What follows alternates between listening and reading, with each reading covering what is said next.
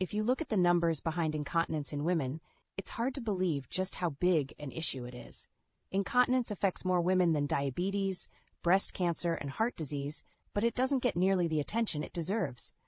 That's why the National Association for Continence has created the We Count campaign to help you realize that this isn't just a you problem, it's an us problem.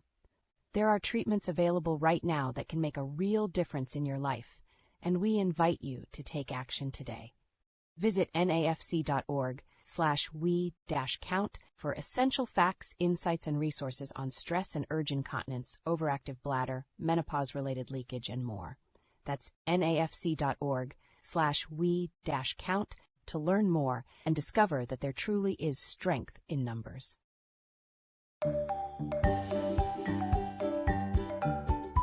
Welcome to Life Without Leaks, a podcast by the National Association for Continence.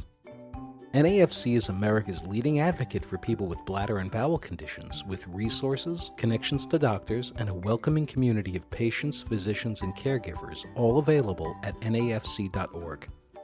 Welcome back to another episode of Life Without Leaks. I'm your host, Bruce Cassover, and today we're going to be talking about a very timely topic, prostate cancer. As many of you probably know by now, former President Joe Biden was recently diagnosed with prostate cancer, and what they've disclosed about his condition has prompted a lot of questions from our listeners. We're going to run through most of them today, and hopefully we'll give you a better understanding of the condition, how it's treated, and what you can do for your own well-being. Let's start with what prostate cancer is. As it turns out, it's one of the most common types of cancers that men experience. According to the Prostate Cancer Foundation, more than 3 million men in America are living with the condition right now, and 1 in 9 men will be diagnosed with prostate cancer in his lifetime. If you're of African descent, the number is even higher, at 1 in 7. In fact, it's more likely for a man to develop prostate cancer than to develop colon, kidney, skin, or stomach cancers combined. The good news is that prostate cancer is very treatable, especially if it's detected in the early stages. So what is the prostate? It's a small, walnut-shaped gland that's located just below the bladder, where the bladder connects to the urethra. Its main functions are supporting sperm nourishment and transport, aiding in urine control, and secreting PSA, or prostate-specific antigen, which is a protein that helps sperm to retain its liquid state. Like most any other organ, the prostate can develop cancer. We aren't entirely sure what causes it, but when it occurs, what happens is that the cells in your prostate become abnormal and begin to grow and divide very rapidly. This can form a mass of abnormal cells, that's a tumor, which can then spread to other parts of the body. Cancers in the prostate typically grow slowly, and if caught early enough, are usually fairly easy to treat. However, some types of prostate cancer are more aggressive and can spread quickly. That's what makes early detection so important. When caught in time, the cure rate is around 90%.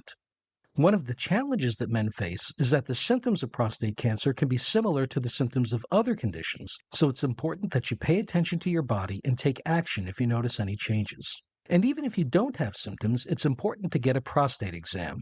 It's usually recommended for most men to have one around age 50. But if you're African American, or if you have a family history of prostate cancer, 45 is usually a better age. When it comes to symptoms, here are a few things to look out for.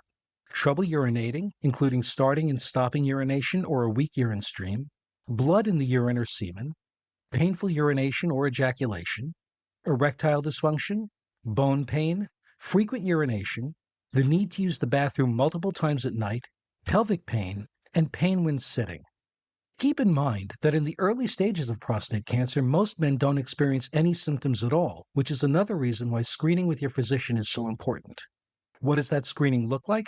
Your doctor will likely recommend a blood test to assess your PSA levels, a urine test, and possibly a physical exam to check the prostate for any abnormalities. After these tests, if your doctor thinks it might be prostate cancer, you may have additional tests such as an ultrasound or a biopsy. Now, if you were reading the news about President Biden's diagnosis closely, you may remember that they mentioned that he had something called the Gleason score of 9.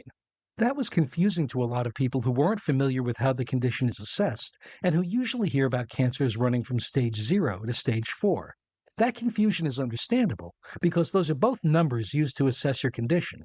When talking about cancer stages, a 0 is for diseases that haven't spread regardless of what type of cancer they are. Stages 1 through 3 are used for diseases that are either localized or limited to the surrounding tissue and lymph nodes, and stage 4 refers to cancers that have become metastatic, that is, they've spread to other areas of the body. The Gleason score is something completely different, and it's used specifically to measure how aggressive prostate cancer is. It's based on how the cancer cells look under a microscope, and the assessment can run from a score of 6 to 10. The Gleason score is used to help doctors predict how quickly the cancer is likely to grow and spread, and it plays a key role in choosing the best treatment plan. The way the Gleason score works is that a pathologist will examine a biopsy and identify the 2 most predominant patterns of cancer cells.